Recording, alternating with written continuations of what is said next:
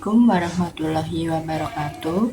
Saya Aisyah Hayunityas dengan NIM 226121157. Di sini saya akan menjawab pertanyaan UTS metodologi studi Islam. Yang pertama yaitu ada tanggapan terhadap tuduhan Islam menjiplak agama Yahudi. Nah, tuduhan bahwa Islam adalah hasil jiplakan dari agama Yahudi dapat dibantah dengan beberapa argumentasi historis, teologis, dan linguistik. Yang pertama ada konsep penciptaan dalam 6 hari. Maksudnya yaitu penciptaan dalam 6 hari juga ditemukan dalam agama Kristen dan filsafat kuno, bukan hanya dalam Yahudi. Dalam Islam, konsep waktu Tuhan berbeda dari manusia sesungguhnya. Sehari di sisi Tuhanmu adalah seperti 1000 tahun menurut perhitunganmu. Quran Surat Al-Hajj 47. Yang selanjutnya, ini menunjukkan bahwa konsep ini bukan meniru, melainkan merupakan wahyu yang memiliki makna yang lebih dalam dari sekedar kronologi pencipta. Kemudian yang kedua ada hari suci dalam sepekan. Maksudnya yaitu konsep hari ibadah memang ada dalam berbagai tradisi, bukan hanya Yahudi dan Islam. Islam memilih hari Jumat berdasarkan wahyu dan Rasulullah menyebutnya sebagai Sayyidul Ayyam atau penghulu hari. Selanjutnya, hari ibadah dalam Yahudi dan Islam memiliki fungsi yang berbeda. Sabat dalam Yahudi adalah larangan total bekerja, sementara dalam Islam setelah sholat Jumat, umat Islam diperbolehkan kembali bekerja. Menurut Quran Surat Al-Jumu'ah ayat 9-10. Selanjutnya yaitu ada kosakata dalam Al-Quran yang berasal dari bahasa Ibrani. Yang pertama yaitu ada bahasa Arab dan Ibrani berasal dari rumpunan bahasa Semit, sehingga wajar jika ada kesamaan kosakata. Selanjutnya yaitu Al-Quran adalah kitab berbahasa Arab menurut Quran Surat Yusuf ayat 2 dan tetap mempertahankan identitasnya tanpa tergantung pada bahasa lain.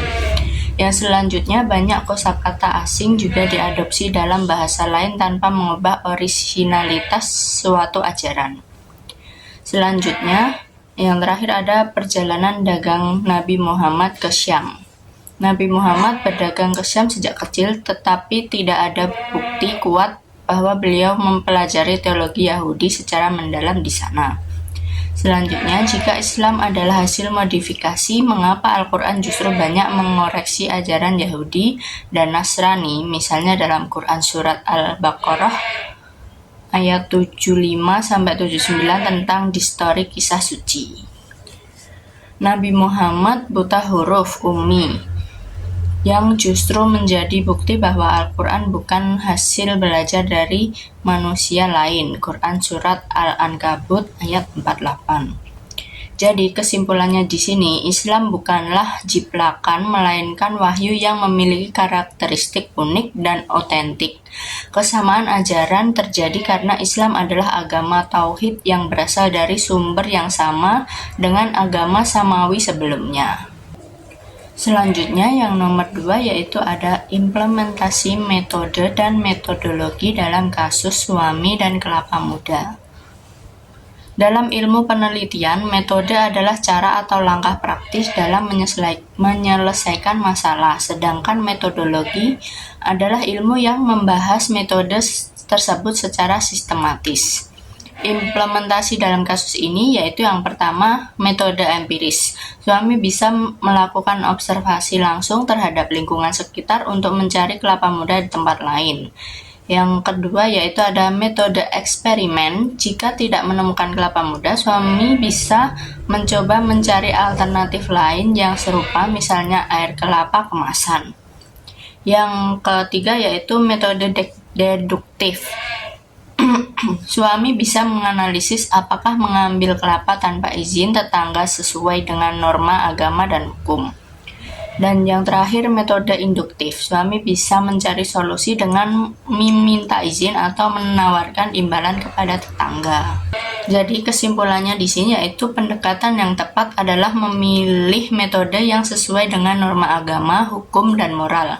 Misalnya dengan meminta izin kepada pemilik pohon kelapa atau mencari alternatif lainnya. Selanjutnya, soal nomor 3 yaitu peta konsep MSI dan Islam sebagai ilmu pengetahuan. Peta konsep MSI, metodologi studi Islam, yaitu yang pertama ada objek kajian.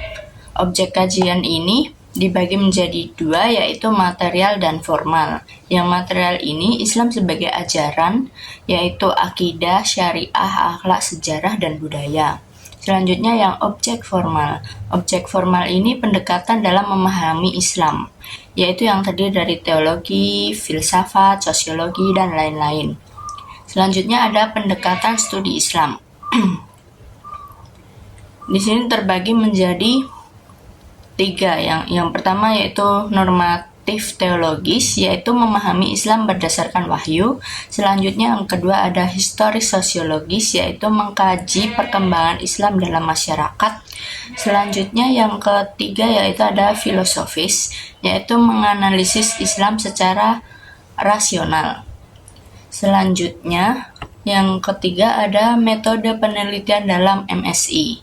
Di sini juga terdapat 3, yaitu pendekatan tafsir, maksudnya yaitu tentang studi tentang makna ayat-ayat Al-Quran. Selanjutnya yaitu pendekatan hadis, analisis riwayat dan keabsahan hadis.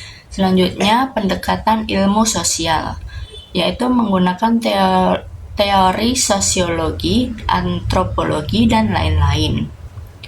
Nah, Islam sebagai ilmu pengetahuan, Islam dapat dikategorikan sebagai ilmu pengetahuan karena memiliki yang pertama ada epistemologi Islam, yang kedua ada metodologi ilmiah, yang ketiga ada eksperimen dan observasi, dan yang keempat atau yang terakhir yaitu memiliki keterkaitan dengan sains. Jadi kesimpulannya di sini yaitu Islam bukan hanya agama, tetapi juga memiliki aspek ilmiah yang kuat dalam berbagai disiplin ilmu termasuk filsafat, sains, dan sosial. Sekian dari saya. Kurang lebihnya mohon maaf. Wassalamualaikum warahmatullahi wabarakatuh.